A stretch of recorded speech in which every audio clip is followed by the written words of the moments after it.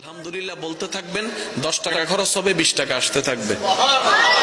1 KG মানুষকে খাওয়াবেন, 3 KG আসতে থাকবে। একটু জোরে জোরে বলেন না সুবহানাল্লাহ। তাহলে আলহামদুলিল্লাহ কয়েকটা কাজ করবে। আলহামদুলিল্লাহ প্রথম কাজ করবে, আপনার ব্রেইন থেকে টেনশন দূর করে দিবে। আলহামদুলিল্লাহ আপনার মনের মধ্যে প্রশান্তি এনে দিবে। আলহামদুলিল্লাহ আপনাকে দুশ্চিন্তা থেকে বাঁচাই দিবে। আলহামদুলিল্লাহ আল্লাহর প্রতি আপনার দিলের ভালোবাসা বাড়াই দিবে। আলহামদুলিল্লাহ আল্লাহর প্রতি আপনার আরো আত্মবিশ্বাস বাড়াই দিবে। আলহামদুলিল্লাহ শুকরিয়া, আল্লাহর প্রশংসা, নিয়ামত আরো বাড়াই দিবে। বলেন সুবহানাল্লাহ। লাভ কি একটা না অনেকটা? জোরে বলেন, লাভ কি একটা না অনেকটা? তাহলে আলহামদুলিল্লাহর ভিতর লাভ আছে না নাই? আস্তাগফিরুল্লাহর ভিতর লাভ আছে না নাই? কিন্তু নিতে জানি নাই, ব্যর্থতা আমাদের।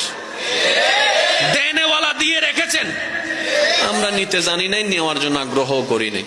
আপনি সব বাদ দেন না।